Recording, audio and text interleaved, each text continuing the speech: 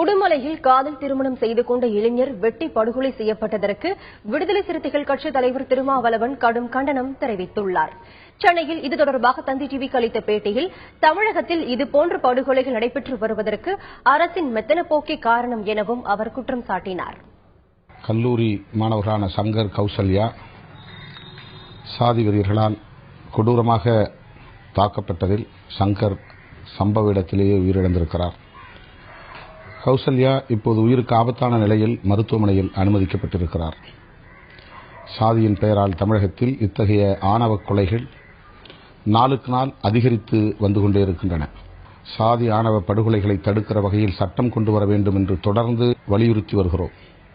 ஆனால் ஆட்சியாளர்கள் இதை பற்றி கண்டுகொள்ளாத நிலை வேதனை அளிக்கிறது. அரசின் இந்த மெத்தனம்தான் இத்தகைய வெளிப்படையான கொடூரமான கொலைகள் நிகழ்வதற்கு காரணம் என்று நான் குற்றம் சாட்ட விரும்புகிறேன்.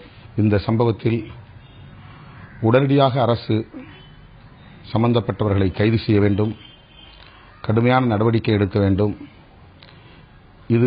இதுபோன்ற நிகழ்வுகள் இனி நடக்காத வகையில் அரசு உரிய நடவடிக்கைகளை மேற்கொள்ள வேண்டும் என்று கேட்டுக்கொள்கிறேன்.